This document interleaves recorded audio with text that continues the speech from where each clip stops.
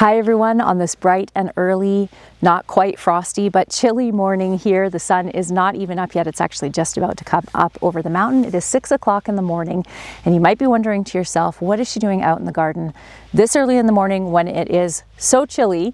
And the reason for that is because it is supposed to hit 30 degrees Celsius today and every day for the next week, which means that I want to get my harvesting done in the morning before I'm needing to work under that baking sun. You can see how foggy it is. We get the most beautiful sunrises here this time of year with the fog rolling in off the field just about every single morning.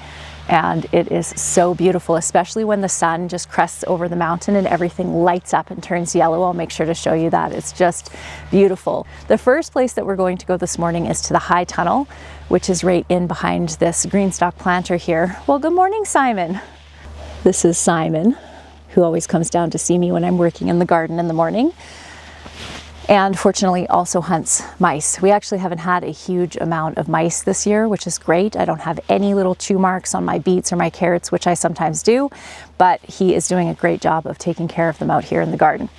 But what we're going to do is head down to the high tunnel and do our high tunnel work first, because obviously that is the place. Oh, here comes the sun.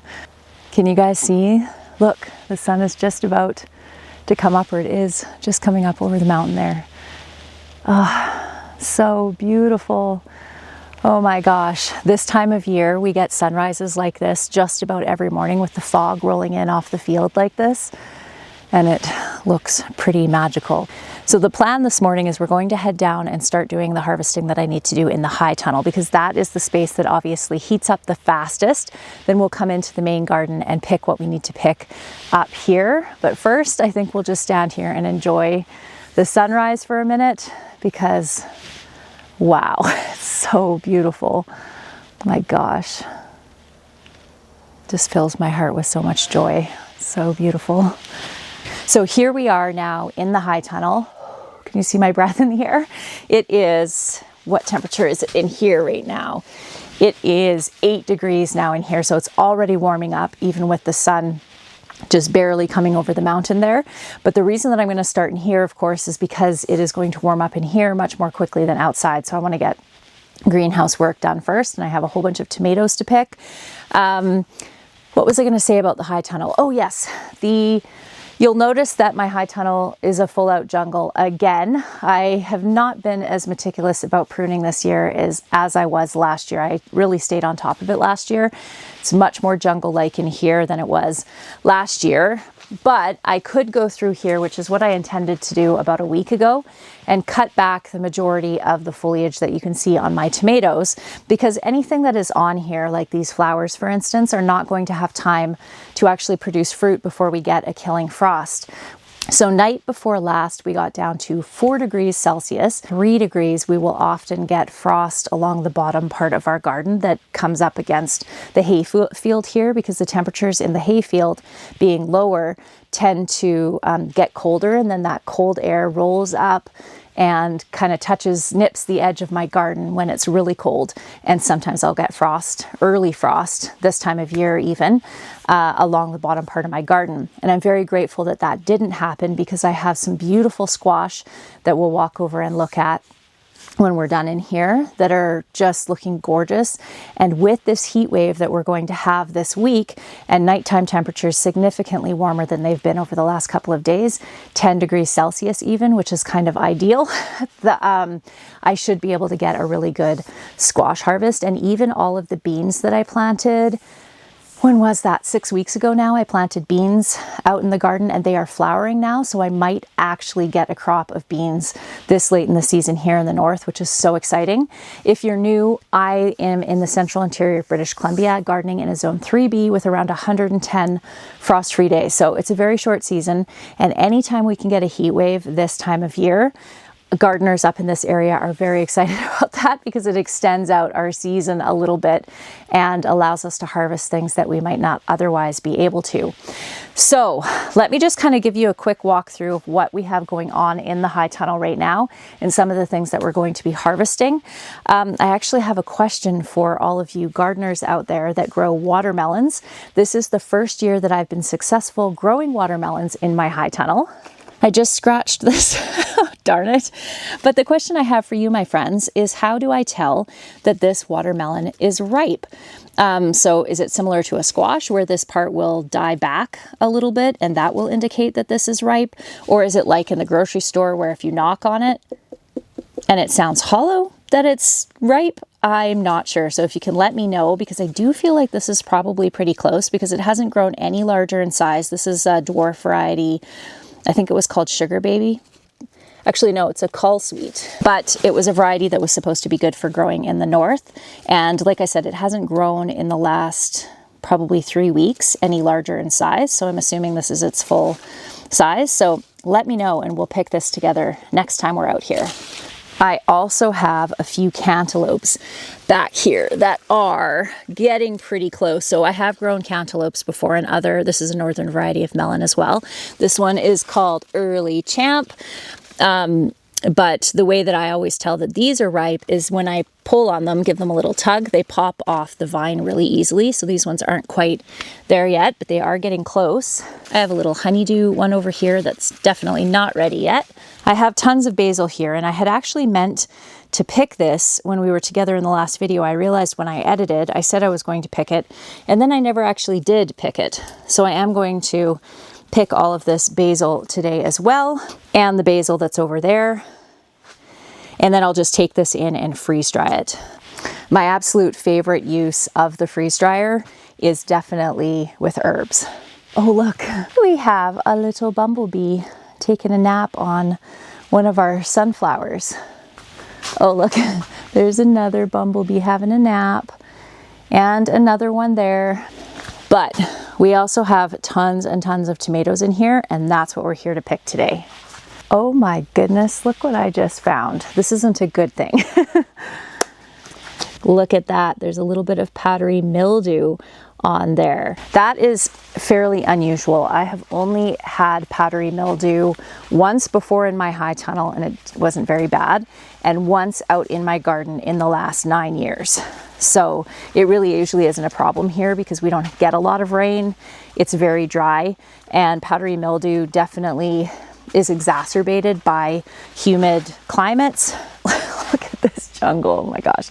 But by humidity and a lot of rain. But looking over here, I have a gigantic zucchini here and a gigantic squash plant here, and I don't see any powdery mildew on these at all. So that's great. And quite honestly, it wouldn't make any difference this time of year anyway. I would just let it be. Oh my gosh, look at this. Look at that tomato, friends. So this one is an old German, one of my favorite slicing varieties of tomatoes. That is so exciting. Anyways, back to the powdery mildew. It's not something that I generally have a big issue with here, which is really great because I know it can be a huge problem for gardeners in different parts of the world. So what we're going to do here is, I just realized I forgot my harvesting basket. So I'm gonna run back up and grab that. I'll be back down here in a sec and we will pick us some tomatoes. Okay, harvesting bucket in place. I have used baskets before, but I just find that using metal buckets like this, or harvesting, I guess they're not really a basket, but harvesting vessel like that, like those ones, they just hold up for years and years. These ones I got last year, but I've been using other metal ones over the years and they are fantastic. I'm going to actually start on the other side of the high tunnel because most of my plum and my cherry tomatoes are over on this side, and I want to put those at the top of the basket and not at the bottom because they'll be crushed by the larger tomatoes. And I'll also pick the basil last too and put that on the top as well. We have some Amish pastes. I'm going to pick anything that is blushing like this, that's just about to turn. This one too. I'm going to pick those ones too. It's cold enough I could have brought some gloves because the tomatoes are quite chilly. I know that I said that I was going to prune everything back last time and just get kind of aggressive by cutting everything right back so that I can actually see the tomatoes. And I really do want to do that. Whether I'm going to do it is a different story because it's going to depend on how much time I have, but it does make harvesting a lot easier because then you can actually see all the tomatoes. Oh man, this is such a bummer. So this is my beautiful German, old German, look at that. But also, look at that. I'm so sad. So I talked about how my chickens had gotten into my high tunnel probably a week ago, maybe 2 weeks ago. And they had pecked quite a few of the low-hanging, beautiful, almost ripe tomatoes. And it looks like they did get a hold of this one. However, it's not actually rotten. There's just one dark spot right here. So I'm going to cut that off and use the rest of it. These are so beautiful. I'll cut one in half and show you, but they have like a peachy pink striping on the inside, kind of like this color. And they're just gorgeous. And they're so delicious. They're very sweet. Let's see if we have any more in there. Nope, not yet. I grew some Socrates cucumbers up right here, and they have been producing so beautifully. I cannot recommend the Socrates enough for the northern garden because they just do so well. They're never soapy tasting. They're never bitter. They are just a fantastic cucumber and so prolific. I don't even know how many I've picked off of these 2 vines so far, but I would say probably at least 15 off of here so far. Truth be told, this is probably going to be my last good harvest of cucumbers, but I have a feeling it's going to be a good one. We got 10, so that's not bad. Not bad at all. We have some ginormous zucchinis over here. We have 2 big ones over there, 1 over here. Those ones are way too big to do much with.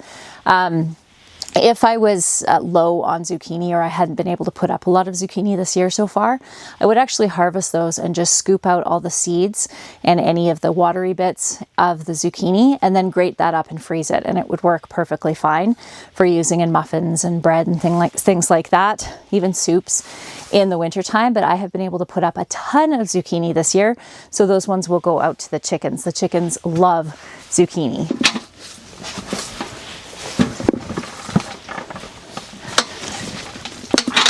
Oh, we have some more of our yellow cayennes here.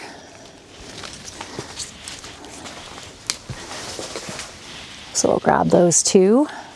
Maybe, just maybe, we will get enough heat in the next week to get my poor pepper plants going. They do have lots of little baby fruits on them, but it has been a bit of a weird gardening year this year, and my peppers just are not doing as well as they have in years past. The plants themselves look gorgeous, but they flowered very late, and they usually need about 30 days, I think it is, from the time that they flower to actually produce mature fruit, maybe even a little bit longer than that.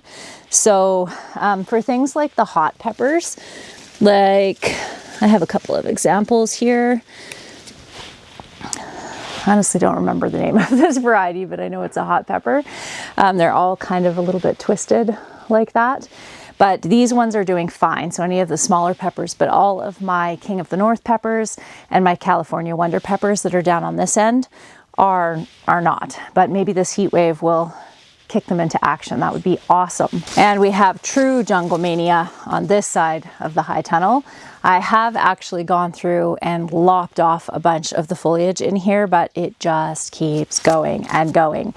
This is east on this side, so this gets the morning sun all the way until around noon on here. So these plants on this side do tend to grow a little bit faster than the ones on the other side do.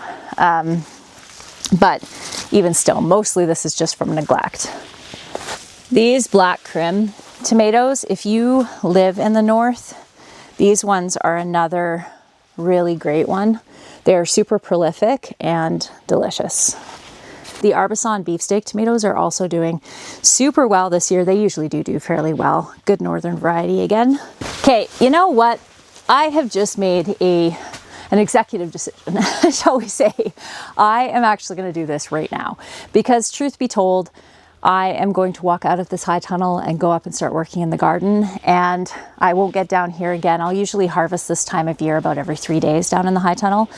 So this isn't going to be taken care of until then. And one of the disadvantages of having this much foliage in my high tunnel is that these plants aren't getting a lot of light, especially from this side in the morning, because it's blocking it out. And even when I walk down this row, how much colder it is down there, as far as being able to see my breath here and then going down there and really being able to see my breath in the air, and of course just how it feels, it's much colder. So it'll warm up a lot faster in here if I cut back a ton of the foliage that's growing along this side.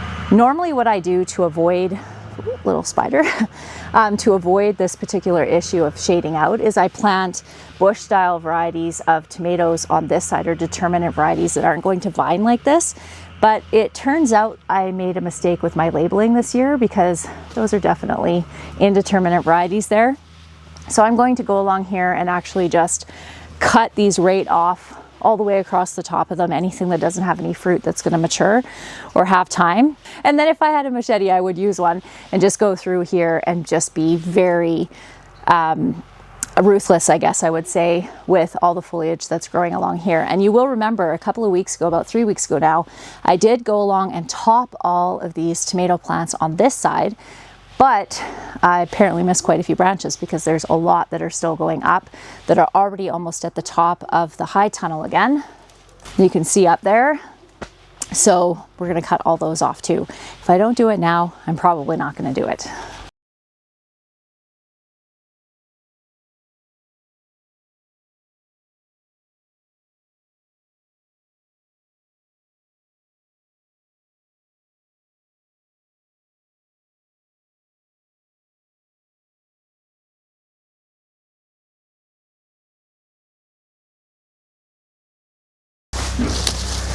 So that's looking a little brighter, hey?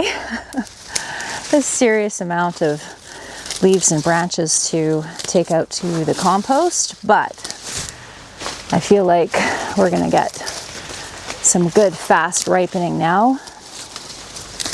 So I'm just gonna go along and top along the other side too. And because this is just gonna allow a lot more light in everywhere. I'm going to do probably later is come through and remove half of the actual leaves that are on here. So all the stuff you can see on the bottom, that's a lot of the branches off of both sides, but I'm going to clear out a lot of the leaves too, so that I can see the fruit. And I am excited to say that there does seem to be a lot more fruit on these than might have first appeared. So that's exciting. Everything's looking a lot better now.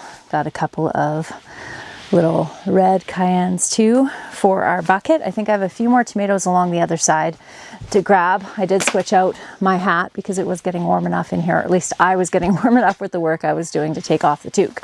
But we'll get the rest of these tomatoes picked. And I was thinking, maybe it would be fun, because I know I did promise this in my last video, to show you one of our favorite recipes, our favorite summer recipes for tomatoes, and that is a homemade tomato soup, which we absolutely love. So we do need a few ingredients from the main garden to go and make that. So I think what we'll do is go along here and just make sure we haven't missed any tomatoes. I have one more pecked one there.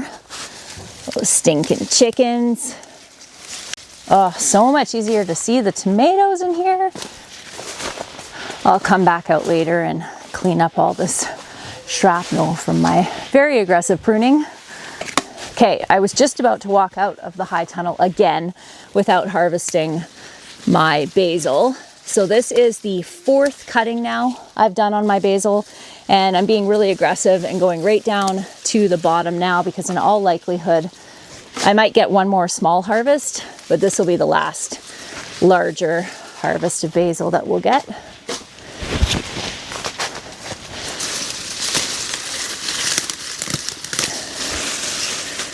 We actually do need some of this basil for our soup anyway. Look at all that beautiful basil. So excited. Let's grab a few beautiful red onions.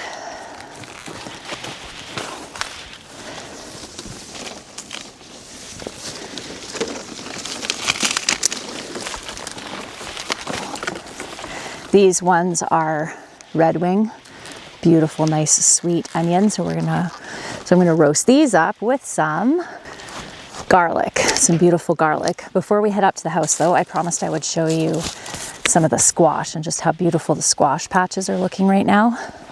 Okay, this is one of the patches.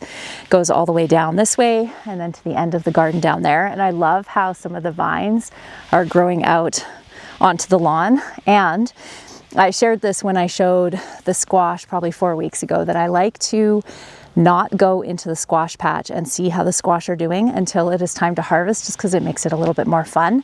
However, this is the main entrance here, and if you look down to the squash there, there is an absolutely enormous green Hubbard squash. So I did want to show you that guy.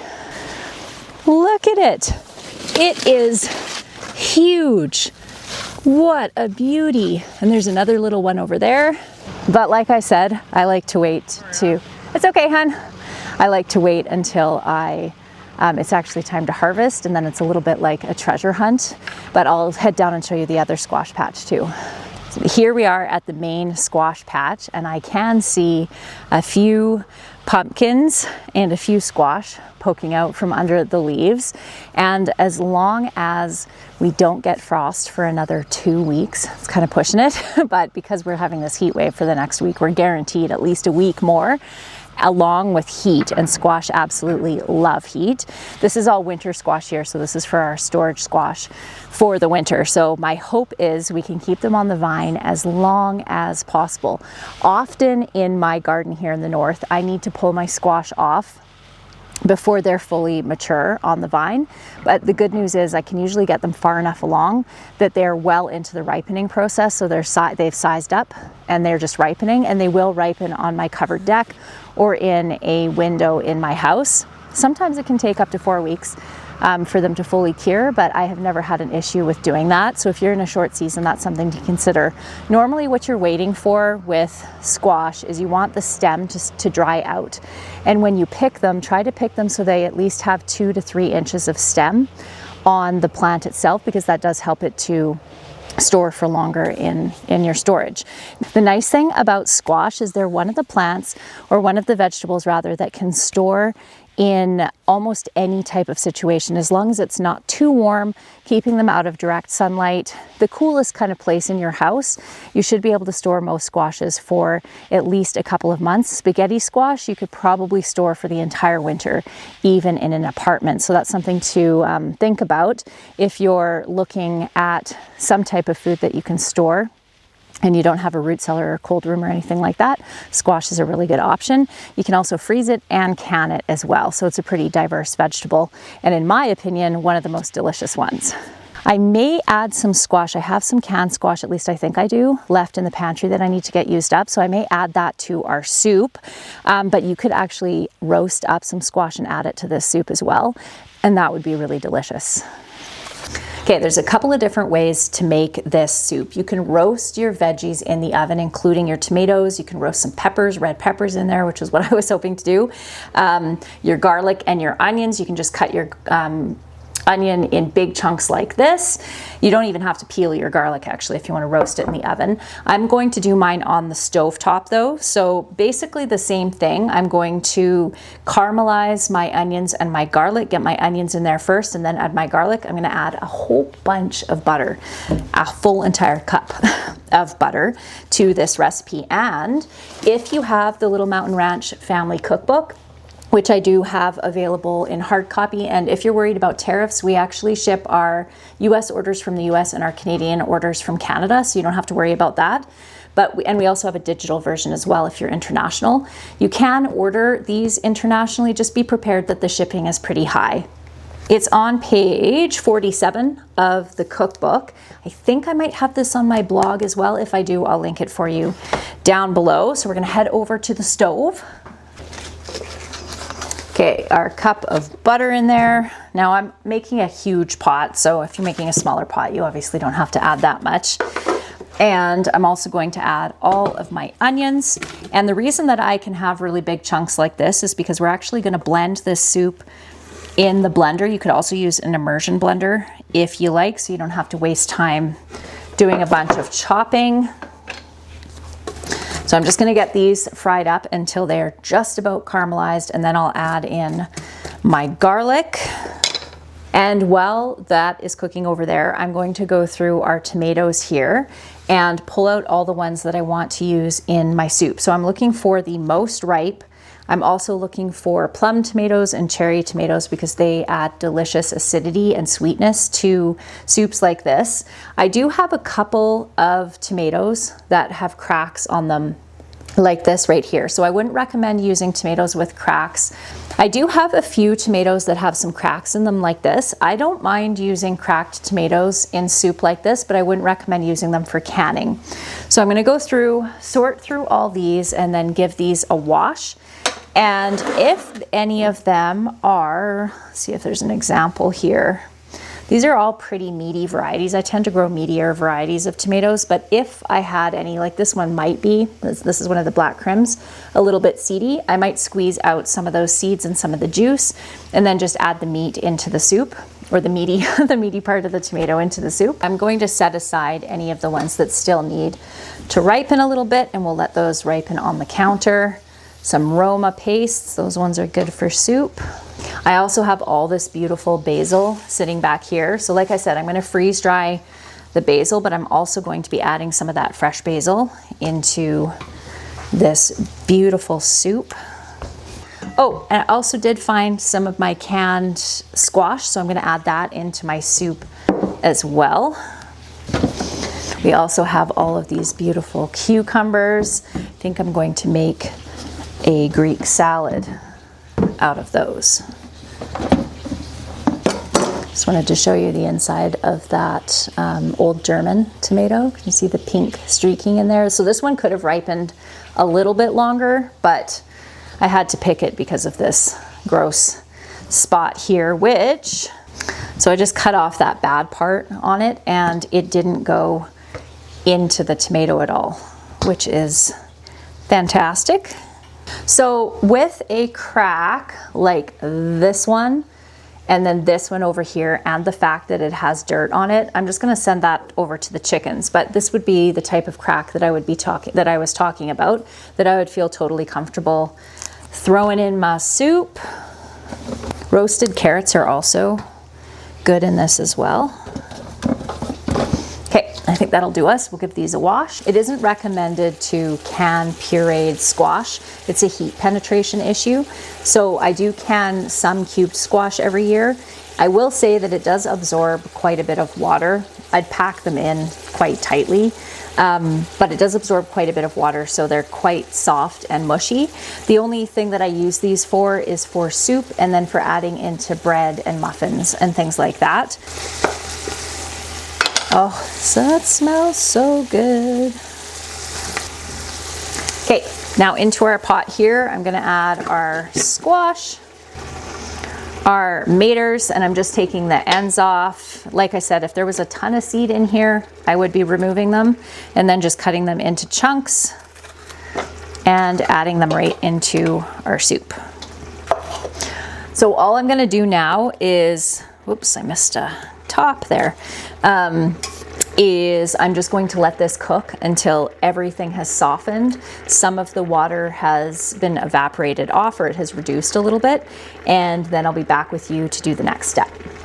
Okay, the tomato soup has now been cooking for around 30 minutes, 30 to 45 minutes or so, and now I am going to blend it using my blender. You can use an immersion blender if you like. I just like mine super smooth, so I like to use the blender.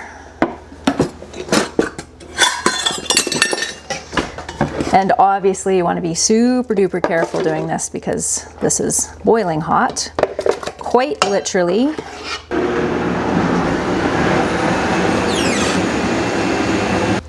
This smells so incredibly good, so delicious. So I'm going to add some fresh basil to this one.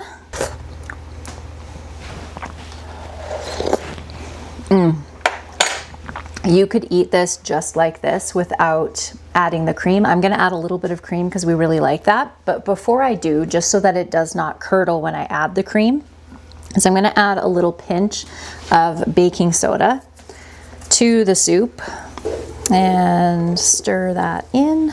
It will foam a little bit when you add the baking soda to it. a little bit of cream, in this case, creamy milk.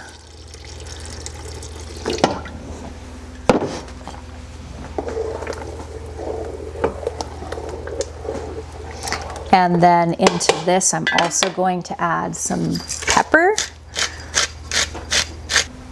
a little bit of salt. But honestly, if you're using fresh vegetables like I did for this soup, you really don't need to add a lot of seasoning to it. If you don't have access to fresh tomatoes, you can use canned tomatoes as well. And I do have the instructions for doing that in the cookbook. Do you like grated cheese with your tomato soup? I do, so I added a little bit to this. This is actually going to be for dinner tonight, and I'm going to make some crusty bread to go with it, because that would be delicious.